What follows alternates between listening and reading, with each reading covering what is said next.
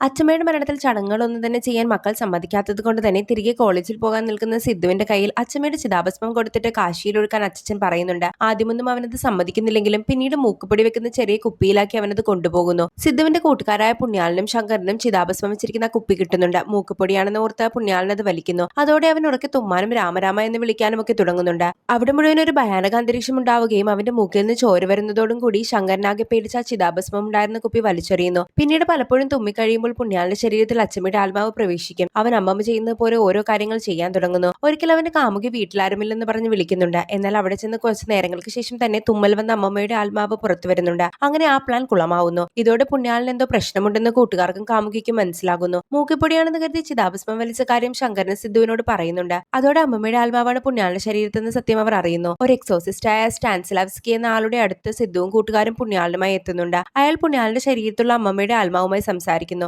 അച്ഛനെയും കൊന്ന് കൂടെ കൊണ്ടുപോകുമെന്ന് പറയുന്നതോടെ സിദ്ധു അടക്കം എല്ലാവരും ഞെട്ടുന്നുണ്ട്. ചിതാഭസ്മം കിട്ടിയാൽ ആത്മാവിനെ പറഞ്ഞു വിടാനാകുമെന്ന് സ്റ്റാൻസ്ലാവിസ്കി പറയുന്നുണ്ട്. 24 മണിക്കൂറിനകം അത് കിട്ടണമെന്നും അയാൾ പറയുന്നു. ചിതാഭസ്മം ഉണ്ടായിരുന്ന കുപ്പി അവർ കളഞ്ഞതുകൊണ്ട് തന്നെ വീട്ടിൽ പോയി എടുക്കാമെന്ന് പറഞ്ഞ് അവർ വീട്ടിലേക്ക് പോകുന്നു. അവിടെ ചെന്ന് അച്ഛനെ കാണുമ്പോൾ പുണ്യാളിന്റെ ശരീരത്തിലുള്ള അമ്മമ്മയുടെ ആത്മാവ് അയാളെ കൊല്ലാൻ ശ്രമിക്കുന്നുണ്ട്. സത്യത്തിൽ അമ്മമ്മയുടെ മരണത്തിന് അച്ഛൻ ഒരു കാരണമാണ്. ഭക്ഷണം കഴിച്ചുകൊണ്ടിരിക്കെ ഭക്ഷണം ശ്വാസകോശത്തിൽ കയറി. അയൽവക്കത്തെ ശാന്തിയെ നോക്കിക്കൊണ്ടിരിക്കുന്ന അച്ഛൻ ആദ്യം അത് ശ്രദ്ധിച്ചില്ലെങ്കിലും പിന്നീട് കാണുമ്പോൾ വെപ്രാളത്തിൽ അയാൾ ആഞ്ഞ് തലക്കടിക്കുന്നുണ്ട്. അതോടെ അമ്മമ്മ പടമാവുന്നു. ആ ബാക്കിയുള്ള ചിതാഭസ്മം അവിടെ ഉണ്ടായിരുന്നില്ല. എന്തു ചെയ്യുമെന്നറിയാതെ സിദ്ധു തിരികെ പോരുന്നുണ്ട്. ശങ്കരൻ അന്ന് കളഞ്ഞ ആ കുപ്പി തിരക്കി അവർ പോകുന്നു. അവർക്കത് കിട്ടുന്നില്ല. തിരികെ അവർ സ്റ്റാൻസ്ലാവിസ്കിയുടെ അടുത്ത് എത്തുന്നുണ്ട്. അയാൾ ഒഴിപ്പിക്കാൻ നോക്കിയെങ്കിലും പണി പാളിയെന്നറിയുന്ന അയാൾ അവിടുന്ന് രക്ഷപ്പെടുന്നു. പോകുന്ന വഴിയിൽ ഒരാൾക്ക് ലിഫ്റ്റ് കൊടുക്കുന്നുണ്ട്. അയാൾ സിദ്ധുവിന്റെ നാട്ടുകാരനായിരുന്നു. ഈ സംഭവങ്ങളൊക്കെ അയാൾക്ക് അറിയാമായിരുന്നു. അയാളുടെ കയ്യിലാണ് ശങ്കരൻ എറിഞ്ഞ ചിതാഭസ്മം ഉള്ളത്. മൂക്കുപൊടിയാണെന്ന് കരുതി അയാളത് സ്റ്റാൻസ്ലാവിസ്കിക്ക് കൊടുക്കുന്നു. അതോടെ അമ്മമ്മയുടെ ആത്മാവ് പുണ്യാളിൽ നിന്ന് സ്റ്റാൻസ്ലാവിസ്കിയിലേക്ക് കയറുന്നു. ലൈഫ് എൻജോയ് ചെയ്യുന്ന അച്ഛന്റെ അടുത്ത് അമ്മമ്മയുടെ ആത്മാവുമായി സ്റ്റാൻസ്ലാവിസ്കി എത്തുന്നു. അത് കാണിച്ചുകൊണ്ട് സിനിമ അവസാനിക്കുന്നു.